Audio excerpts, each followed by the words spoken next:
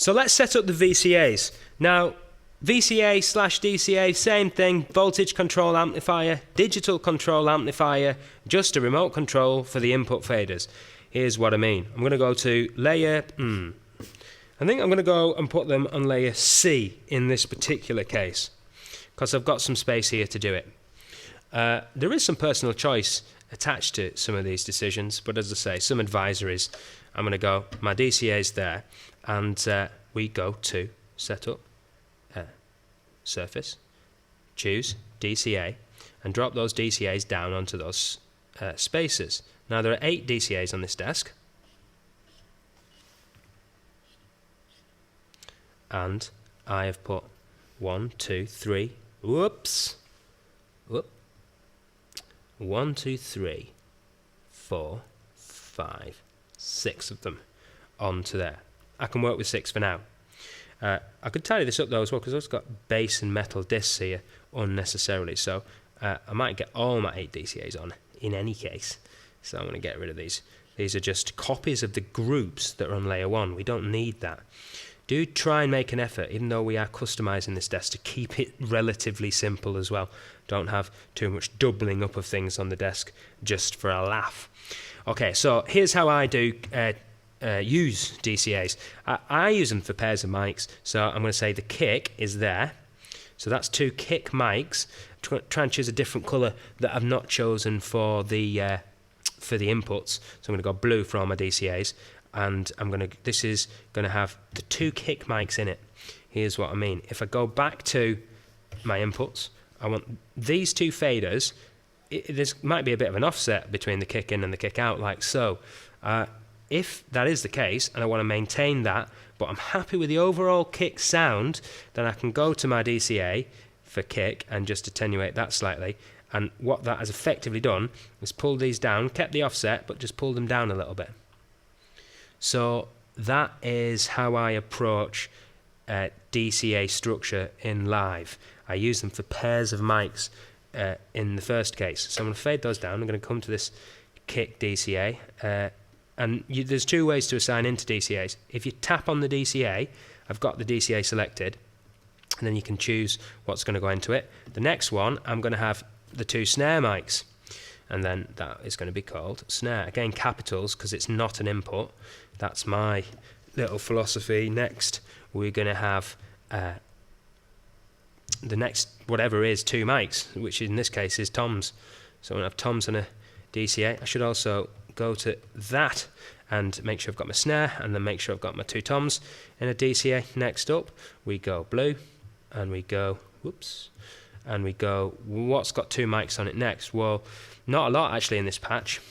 It's a fairly straightforward patch. Cymbals actually may be good as a DCA. Just my advice about DCAs is don't double up just for the sake of it. So don't have DCAs. Don't just use DCAs like you would use groups. They're a different tool. They sound different, by the way. We'll get to that in a bit. But they are a different tool that can be used additionally, but to do something else. I'll say it in a positive way. Have a clear approach to what you're doing with DCAs in addition to what you're doing with the groups. Okay, so we're going to call this one cymbals, not hi-hat, just cymbals. And then that is pretty much the one for the dual mic'd sources. Sometimes I'll have a bass one with it, like a bass mic and a bass DI. A couple of other things that I do with a DCA as a standard is that I have all the band on a VCA or DCA. By the way, I don't think I chose the cymbals in there, so we've got crash and ride. So in the band one, go to routing, click on band. Basically, all the band, not the vocals, in a DCA. It gives me a quick 2 faders where if I can't hear the lead vocal, maybe I can tuck this band DCA down a bit, and then the vocal comes back out on top. And also, if I mute these 2, everything goes away. So this one is going to be vocal DCA. And I'm going to go, depends how important the backing box is, whether I include it. Thinking about this track, and there's a backing box mic, but I'm just aware, because I know the band, that actually he doesn't really do a lot in this track with it backing vox, so I'm not going to include that on this particular night. I'm going to go vox, actually, just vox, the vocal, like so. Okay, so that will actually mute everything as long as I include my effects in here as well. I've not actually set up any effects yet, so it wouldn't make a lot of difference, though I might do it now while I remember. So put all these effects through that band VCA. Go. That's the effects group, so I don't need to do that. So these are effects returns. Okay, now that's the VCA/DCA structure sorted. Just two more things before we actually get cracking. You may have noticed I was just sort of fading up a bit of level here to here as part of my line check. That's okay if you're just in a rush and you're pushing on and you need to get something up and going. But ideally, you'll see when we get going, I'm going to have better gain structure than that. I'm going to have my fader near 0 because there's best resolution around about here. Also, it's a good throw back to point. So if I leave the line check with all of my inputs at 0 and it sounds decent with everything at 0, then I can do a balance from track 1 to track 2, but then I can throw all my faders back to 0 and get it back to where I started for the start of the next track, if that was something that I found helpful, because I was working a bit on the fly. It's nice to have a go back to point, is what I'm saying.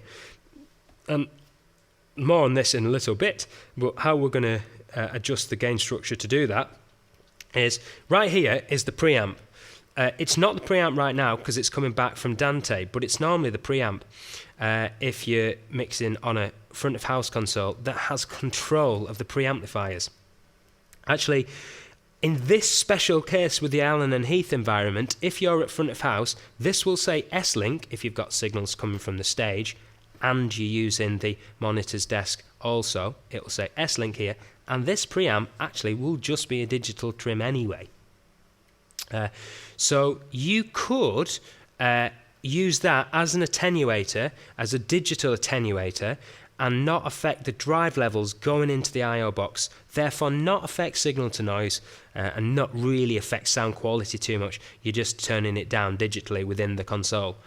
So that's one way. I could just do that, and then I could fade this up to 0, and then it won't be too loud on the PA system. It'll be a sensible balance contribution to the mix and sensible amount of reinforcement in the room. My issue with that, even if it's digital trim, I've got an issue if it's analog gain because it's affecting the drive level, which affects signal to noise and may affect sound quality. But since though it's just digital trim, however you look at it, with this desk at front of house, with the monitor's desk as well, it's just digital trim. But my issue with it is, now it's not targeted to 0, which means, I mean, I'll do it in a more extreme case like that, right? It's not targeted to 0. What's that coming up as? Like minus 15. Now I go on my processor, like my gate. I can't set things up predictively, preemptively, because the signal's not driving up to 0. If the signal was driving up to 0, then even if there was nothing to line check yet, because the band haven't turned up, I can do some predictive stuff. I can make that super fast. I can make that medium and medium for hold and release predictively. I can also go depth to minus infinity. In this desk, it's minus 60 in order to completely close the gate when it's not opened, and I could roll this guy up towards 0, because if I'm targeting towards 0, the transients of the kit will open that there gate, and then it'll close again. So this is what I mean about doing some preemptive stuff. You can do preemptive gating and get some settings ready to go to save time when a line check happens and when a sound check happens, but only if you target to 0. And if you do this digital trim thing that I just did there, you're not targeting to 0. So you can do that if you want, but there is another option. There is another way of working, and it's called using the gain at the back end of the compressor. So the way that you would attenuate at the end of the channel strip, so this is our process and channel strip, there's another gain control at the end of this channel strip. On all live consoles, you will find a gain at the end of the channel strip, and it can be used in this way. On this desk, it's a little bit hassle-some, but it's still something that personally I do because I can set things up more predictively. So I'm going to switch on the compressor. I don't want to do compression straight away. So I'm going to raise the threshold. This is touch and turn if you want to do it like that. I'm going to raise the threshold to plus 18, which means it'll do no compression. And then I'm going to switch on the parallel path, which gives me an attenuator on the wet side, because it's just wet. This is just a Y split. It goes two ways. The wet channel gets the compression processor on it inserted, and the dry path doesn't. I'm not using wet and dry here in this particular case, so that's not the reason for the mention of that function. It's just because here is full signal going through this processor. It's not doing any processing because it's at threshold plus 18. But if I attenuate this, it's just a negative gain going on at the end of the processing channel. I would just do it on this makeup gain, but the problem is it doesn't go inverse. It doesn't go to negative numbers, so you can't turn it down via that. That's why you have to use this parallel path on this desk if you want to do this. So it's a bit of a workaround. Sounds a bit hassle-some maybe at first, but actually if you're building a show file here, remember, you're building what this desk is going to call a scene. You could go through all of these channels, drop them down to say neg 15, and then that would mean that when you start a line check, you're going to smoothly be able to fade up these channels, and it's going to sound like sensible level on the PA system straight away, without getting stuck down here at the bottom with the faders, which is bad for resolution. And it's bad for general desk structure because you've not got a clear throw it back to point.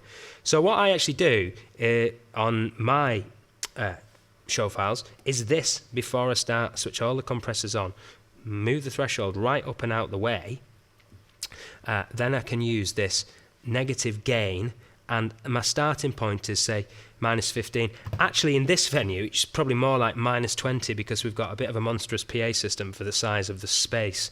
But I'll stick to what I normally do, which is negative 15. And then, you see, this way, it's more, the mixing works like adding things to the mix, rather than fading something up and instantly that's swarming the whole mix and just taking over. It's just going to seem a more smooth process. Try it, see what you think, report back to me. How did you get on doing it like that? I appreciate it's different to how you might typically work, especially the difference if you're just used to doing studio stuff here, but that is how I get some immediate control. I'm going to be able to fade things up to 0 on the actual fader run, and it's not going to be super loud straight away, and that makes me more in control of what's going on here. And besides which, there's going to be a number of things that are going to need some dynamic management compressor wise. So I've got my compressor switched on in that case already. It's just they're doing no compression because the threshold's at plus 18. This is not me saying whack all compressors on and start doing a lot of compression. That is not what I'm saying here. Right, I'm going to mute those because I'm not going to use those at any point during the show because there's no routing to them. And now, if I play my kick, I've got that to 0, and is actually a nice sound reinforcement level in the room. So before we get into the mix then, we are going to do a reference track back from the computer. I would absolutely encourage you to do that in your assessment. So on this Venue Mac, there's a folder called Reference Tracks. It's on the workspace, or you can just go Spotlight Search and bring it up.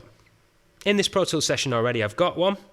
So we've had a discussion in class quite comprehensively about reference tracks. So we're not going to do the whole detail all again now, but just some considerations. When you're preparing to do live mixing work and you're setting your desk up, just like we're doing now, also known as, we could say, console prep, you should listen to a reference track, a piece of music you're familiar with, that's a finished product, in the venue. Then you're taking out questions about whether you've done a good balance. You're just saying, did the professional sounding product sound, how did that sound on this PA system in this particular room? So prerequisite requirements for reference tracks. Here's the thing. You must know the track really, really well. You must have heard that track on loads of different, not just big PA systems, but speakers, laptop, MacBook, headphones, earpods, in the car, this and that, as many different places as possible, so you become really familiar with the different ways that track sounds in different environments. And then that is your reference. That's the first most important thing about a reference track, in my opinion. Other things would be progression. Maybe have something that's got some space, time to breathe. Maybe not everything comes in like a brick wall straight away, so you can actually weigh it up with its constituent parts, drums, bass, some rhythm coming in. What does the vocal sound like? That's a possibility as well for a good reference tracks. They should all, by the way, be really great quality. We've got 96K .wav coming from stage, basically. 96K, 24-bit processing on these desks minimum, right? Well, actually, they do 48K as well, but sorry, they don't. My apologies. These desks now are just 96K.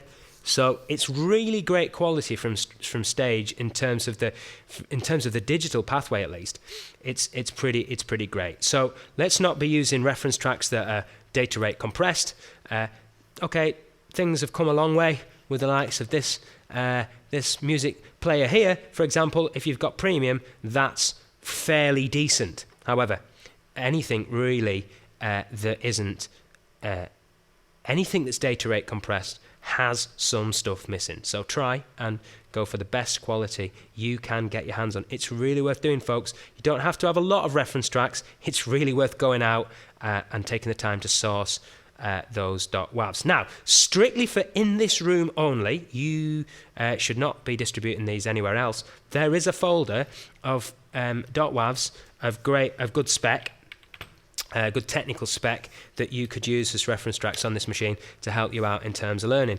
Some of these are ones that I use on a regular basis. Some of these because it's either the track or very similar to the track of some work that I've been doing or just music that I'm really familiar with. I don't use them all, by the way. It's just, as I say, some choice on this machine. In fact, I just use 3 tracks on a regular basis, some of which you'll have heard in class.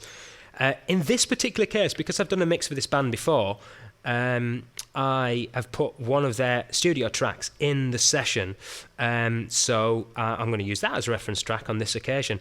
Lots of bands that you might come across have audio content somewhere online that you can access, and then maybe you could ask them to send over a .wav if you're going to work with them right out of the studio. So the setup here, by the way, in Pro Tools, I like to go View and go Edit, Window Views, and then see I/O there, so I can see where this is routed to. So it's routed to just 16, so that's mono. We want 15 and 16, like so. Which means now, back on the desk, we are going to make a stereo channel, which gives us something else to talk about. So I'm not going to do any solo in here. I've muted something just because I think this is a recording of the output of the desk from this particular gig, which I don't want to play back right now. I want to just play that back, but I'm not going to solo in Pro Tools because then it's going to get confusing. I'll have stuff soloed or muted in 2 different places. So on the desk, 15 and 16 weren't being used for anything else. They can be used for music. It's really worth having a stereo input set up for backing tracks anyway, because backing tracks or background music, because before and after the show, there's likely to be some music, and you're with the person fading that up and fading it back down again. To make a stereo out of 2 monos on this desk, so that's getting mono onto 1 fader with a left-right component, you go to Setup, and then you go to Mixer Config, Input Stereo, and then you go and make 15 and 16, in this case, a stereo. Boom, we get 1 fader. This is reusable as well, so we could put something else here, like a spare input. So, for example, what I'm going to do is put input number 17 there right now, so that I've got a spare input on the top layer ready to go, just in case when the band do turn up, they want to put something else my way. So, 17 as a spare input. Mute it because I'm not using it. Label this one, ref track. Just a reminder, everybody, this is exactly what I'm expecting to see for your assessment. Ref track, capital, not really happy about that, but it's okay. We need to move at pace here. So it's 15 and 16 back from Pro Tools. Going to play that from Pro Tools. Doesn't start straight away, so I'm going to get a bit of a loop up here. Okay, very hot signal. So it's brick wall limited from the studio, it seems. So this attenuator might get me down a bit, but I might also attenuate from Pro Tools if I need to. It's okay. Now it wants to go straight to left and right, no groups. And then I'm going to bring it up. But I'm going to do that thing where I go to the end of the channel strip, raise the threshold up and out of the way, switch this processor on, but then use the negative gain, bring it down to minus 20 in this case, minus 25. I'm just going to have a listen to this. I'll switch my mic off for a moment.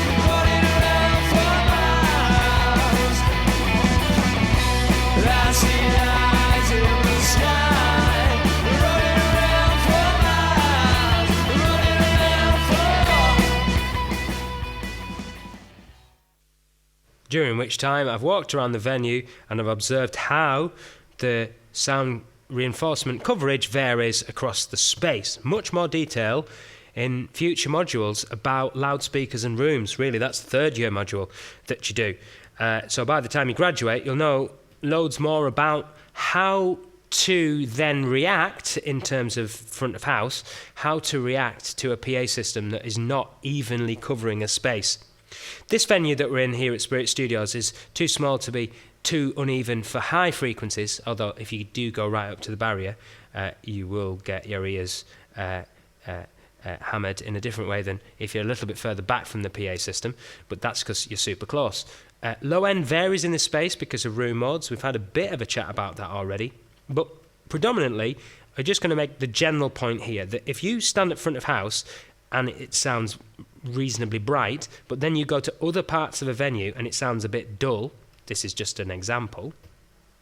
If it sounds dull around lots of other areas in the venue, but bright at front of house, but not bright in many places, the majority is dull compared to front of house, then you're going to probably produce a brighter mix at front of house than you usually would to compensate for the fact that the rest of the venue is not as well covered for high frequencies.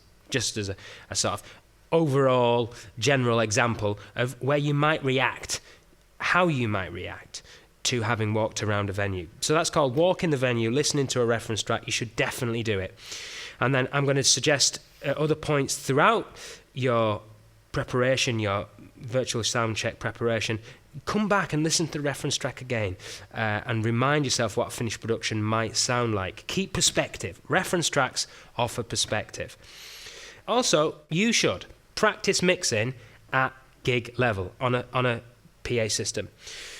Loudspeakers sound different when you drive them harder. When you ask them to go louder, they do sound a bit different.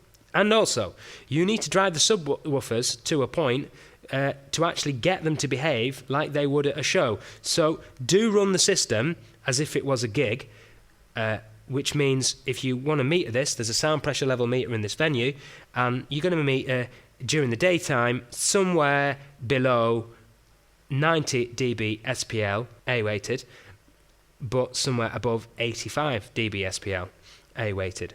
So you're going to run this as a gig, and in your assessment you need to run it as a gig like that None of this business where the master fader is down here or effectively down here because you've turned it down somewhere else. Let's have that master fader at 0. Let's get practicing to do gigs as we need to energize the room. Much more conversation going on in the future about how to have impact but not be too loud. But just for now, that main point, practice mixing as if it was a real show, just means you're not going to be able to mix for that long. You need to take breaks so you are reducing your exposure to relatively great sound pressure levels. So that's why the desk has to be proper organised. Like this one is reasonably well organised, so we can get cracking and we can conduct a line check nice and effectively, and then conduct a sound check in a reasonably short period of time because we're organised. At this point, I'm going to save the desk. So I've got a slot down here that I saved into before. Scrolling down, finding my slot from before, we're going to press start. Okay, and we'll finish this whole video with how to back up to a USB pen drive. But let's actually now get this mix into place. So you should come in and do this, and you can prepare your assessment exactly like what I'm doing right now. Just obviously it'll be a different virtual sound check when we've recorded it as a group. So let's go for it. So we've got our shells here. DCAs are all unmuted and faded up, and we're just going to go one at a time with our line check. From time to time, I'll switch the mic off so you can listen to the sound quality, which means I'm not talking over the top of it, so follow along. But some words first. Processing order: gain, high-pass filter, gate, EQ, compression, per each channel. I'm just going to go for it.